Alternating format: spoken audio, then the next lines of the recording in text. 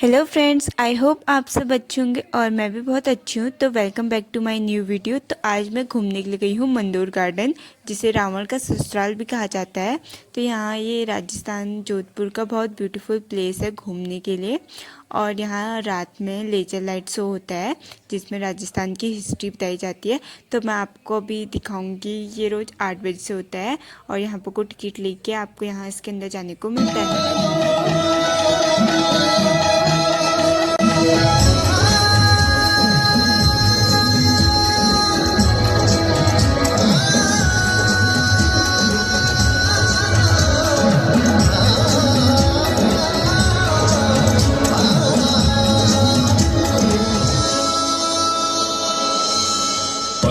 शताब्दी वो अहम समय था जब भविष्य को नया स्वरूप देने वाली शक्तियों का उदय हो रहा था।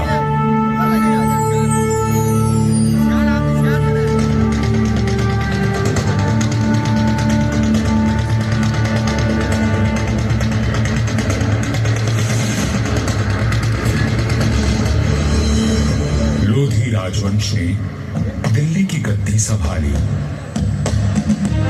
मध्य एशिया में बाबर का जन्म हुआ और राठौड़ कुल गौरव राव जोधा जी ने मेहरानगढ़ दुर्ग की नींव डालकर जोधपुर नगर की स्थापना की। 1459 ईस्वी में बना मेहरानगढ़ उत्तर भारत की राजनीतिक सरगर्मियों का साक्षी भी रहा और केंद्र भी। जोधपुर के आकाश में राठौर राजवंश का तेजवान सूर्य दमका, जिसका उदय मंदोर में हुआ था। मेहरानगढ़ की उत्तर पश्चिम दिशा में करीब 9 किलोमीटर का फासला तय करेंगे तो मैं अपने बचे हुए अवशेषों के साथ आपका स्वागत करूंगा। मैं किला हूं मंदोर का।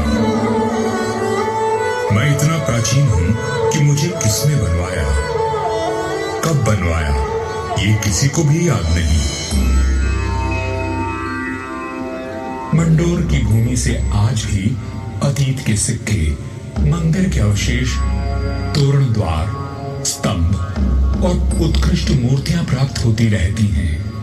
मंदोर संग्रहालय में प्राचीन भारत के सभी प्रतीकों को सहेज कर रखा गया है, ठीक वैसे ही जैसे मैंने अपने जीर्ण अवशेषों में अनेकों गाथाएं संभाल रखी हैं।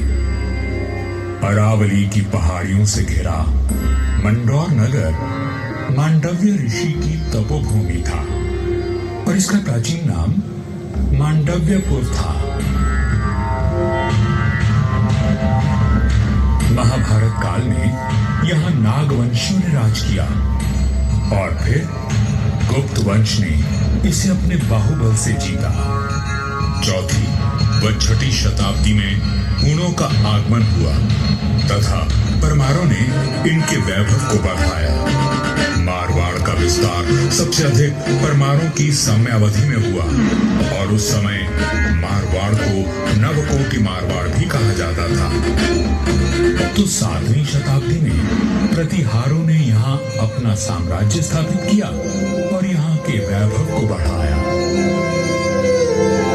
मेरे साथ चलिए उस बीते हुए काल में जब यह तलवारें खड़कती थी,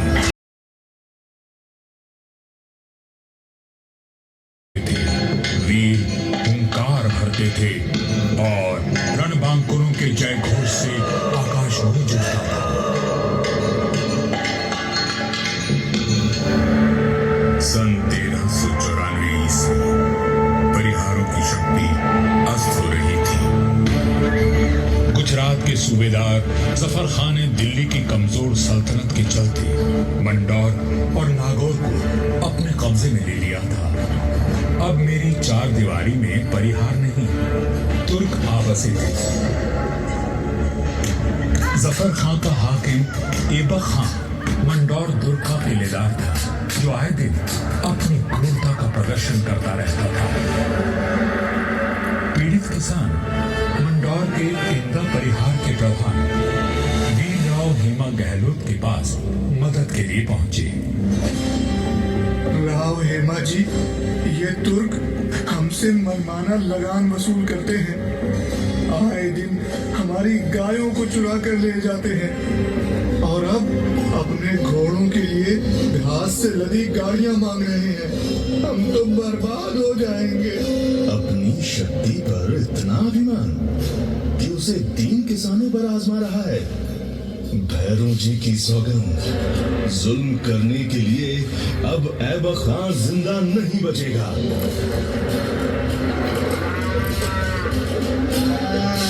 शक्तिशाली शत्रु से लड़ने के लिए बल और बुद्धि से वार करने की योजना बनाई गई।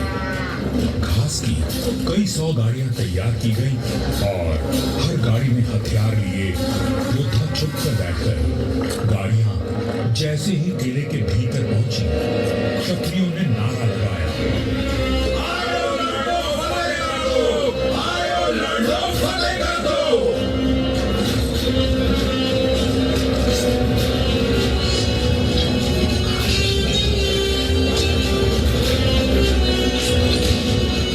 इस अचानक हुए प्रहार से तुर्कों को संभलने का अवसर भी न मिला। वीर हेमा गहलोत, समर शूर राव चुंडा राठौड़ और मारवाड़ के वीरों की प्रतापी तलवारें लहराई तो शत्रुओं के सिरों के ढेर लग गए।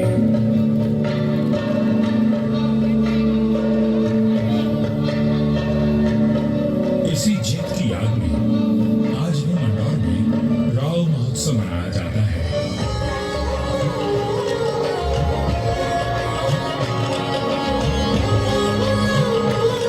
हर वर्ष होली के दूसरे दिन निर्भीक, साहसी हेमा गहलोत और सभी वीरों को याद किया जाता है और बाबा भैरवनाथ जी की पूजा की जाती है, जिनके आशीर्वाद से वीर विजय हुए थे। मंदौर विजय के बाद भी इंदा परिहार का मन अशांत था, क्योंकि ये नगर शत्रुओं से घिरा हुआ था। तब उन्होंने शक्तिशाली राठौड़ वंश को राज सौंपने का निश्चय किया। इंदा के मुखिया राय धवल ने अपनी पुत्री का विवाह राव चुंडा से करवाया और दहेज में मंदौर का दुर्ग दे दिया गया। राव हेमा गहलोत ने राव चुंडा का राय तिलक किया और भाटों में मंगल गान और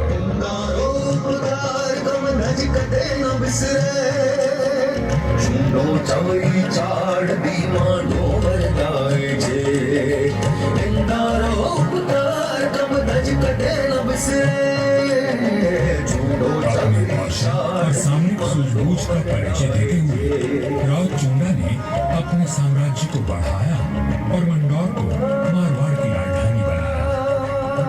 1423 में नागौर के युद्ध में राव चुंडा वीर गति को प्राप्त हुए और उनके पुत्र कान्हा के बाद राजदंड राव रणमल ने संभाला।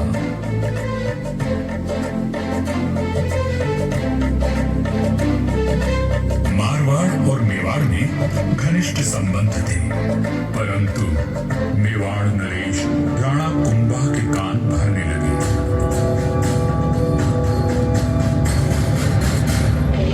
मुझे राव रणमल की नीयत ठीक नहीं लगती राणा। वो आपका राज हड़पना चाहता है। वह सिर्फ एक पक्ष को देखते हैं, दूसरे पक्ष से तो उनका कोई मोह नहीं। एक मधुर संबंध में संशय और अविश्वास का विष घोल दिया गया था। 1438 ईस्वी में राव रणमल अपने पुत्र जोधा के साथ चित्तौड़ के दुर्ग में था। रणमल को किसी षड्यंत्र का आभास हुआ और उसने बेटे जोधा को किले से बाहर भेज दिया। पिता की आज्ञा मान जोधा चित्तौड़गढ़ की तलहटी में पहुंचा। तभी एक डोम ने जोधा का ध्यान खींचा, जो एक दोहा गा रहा था। जो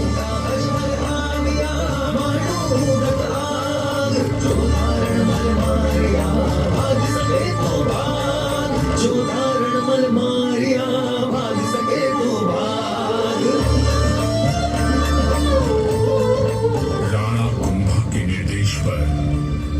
ने राव रणमल की हत्या कर दी थी। पिता की हत्या का प्रतिशोध लेने की प्रतिज्ञा लेकर युवा जोधा मारवाड़ की ओर बढ़ चला, परंतु चूड़क उसका पीछा करता रहा। वह राणा कुंभा का ताऊ था और मारवाड़ का पुराना दैनिक। काल बनकर मेवाड़ की विशाल सेना जोधा के पीछे पड़ी थी और वीरों का वंशज अपने 700 स्वामी भक्त लड़ाकों के साथ उनसे जूझ रहा था। विपत्ति के हर बवंडों को साथ कर जब जोधा मंडोर पहुंचा तो उसके पास केवल 7 सैनिक बचे थे, पर चूंडा यहां भी आ पहुंचा।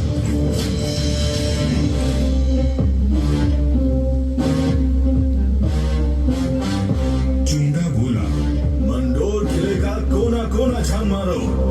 रणमल ने मेरे भाई राघव देव को मरवाया था, मैं उसके वंश का नाश कर दूंगा। हुजूर, जोधा जांगलू प्रदेश की ओर भाग गया है। आप कहें तो उसका पीछा करें। रहने दो, वहां रेतीले टीलों में भटक कर वो खुद ही मर जाएगा। तुम राणा कुंभा के पास संदेश भिजवाओ, मंडोर पर अब हमारा राज है। पिता की निर्मम हत्या की पीड़ा और राज खो देने का अपमान लिए जोधा भटक रहा था। हर ओर शत्रु घात लगाए बैठे थे, पर जुझारू जोधा ने आस और विश्वास नहीं खोया। 15 वर्षों तक संघर्ष और अथक प्रयास करने के बाद जोधा ने दुर्भाग्य को जीत लिया। चूंडा की मृत्यु हो चुकी थी और मंडोर को राव जोधा ने फिर से जीत लिया था। समय बदल रहा था और देश पर विदेशी आक्रमणकारियों का संकट घिर आया था। ऐसे में एक दूसरे से लड़ने के बजाय मारवाड़ और मेवाड़ ने संधि कर ली।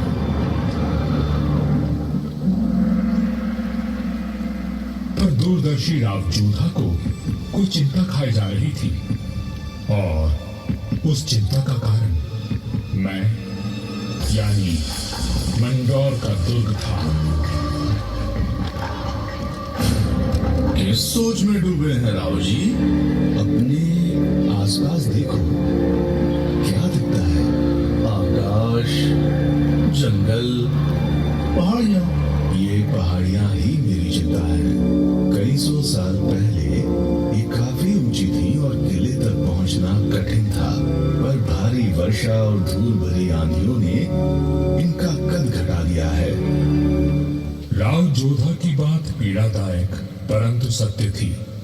मैं भी अब बूढ़ा और कमजोर हो चला था, सो मेरा त्याग करके मेहरानगढ़ का निर्माण किया गया और ये सही फैसला था। भारत में जब मुगलों का आगमन हुआ तो राठौर राजवंश ने उनसे सीधी टक्कर ली और हार माने बिना संघर्ष करते रहे। इस सब में मेहरानगढ़ ने प्रमुख भूमिका निभाई। जोधपुर का इतिहास प्रेरणादायक वीर गाथाओं से भरा हुआ है। त्याग और देशभक्ति के कीर्तिमान स्थापित करके इतिहास में अमर हो जाने वाले वीरों ने जोधपुर का सर सदा ऊंचा रखा है।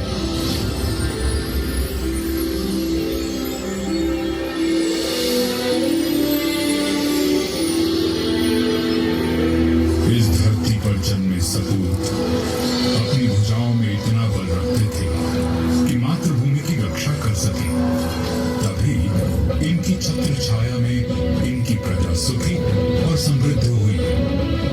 पर ये बात कम ही लोग जानते हैं कि फौलादी सीनों में कोमल भावनाओं का भी वास था।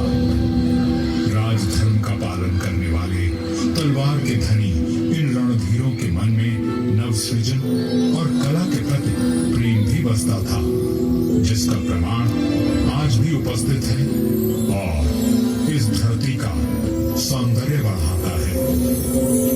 महाराजा अजीत सिंह जी को उनकी सृजनात्मक ऊर्जा और निर्माणों के लिए याद किया जाता है।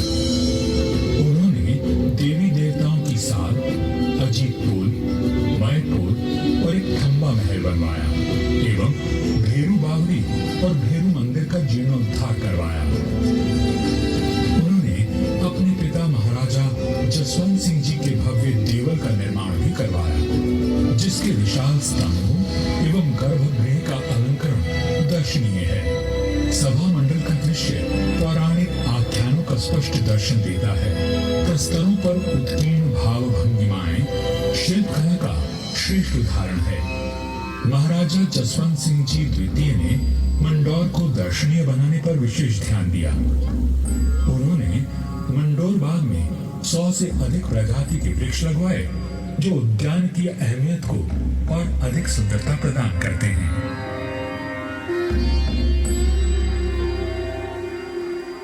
1896 ईस्वी में महाराजा सरदार सिंह जी ने मंडौर के बाग को और संवारा। महाराजा उम्मेद सिंह जी के समय 1923 और 1947 के बीच मंडौर उद्यान को आधुनिक रूप देने हेतु कई कार्य करवाए गए, जैसे नागादरी नहर का जीर्णोद्धार, देवलों व महलों के पास सुंदर बाग विकसित किए गए। इसके साथ ही 4 दीवारी व दोनों मुख्य द्वारों का निर्माण हुआ। मारवाड़ नरेश राव गंगा राठौर जी ने कहा था, नाम तो गीतड़ा या भीतड़ा सूरवै। युगों तक मनुष्य की ख्याति या तो साहित्य सृजन से अथवा बड़े बड़े निर्माण कार्यों से रहती है। राठौड़ राजवंश अपने पराक्रम और निर्माण के लिए अमर रहेगा। मंडौर में स्थित थड़ों एवं देवलों पर बनी अद्भुत मूर्तियां शिल्पकला की नायाब मिसाल है। मारवाड़ के सर्वाधिक शक्तिशाली नरेश राव मालदेव जी से लेकर महाराजा अजीत सिंह जी के देवल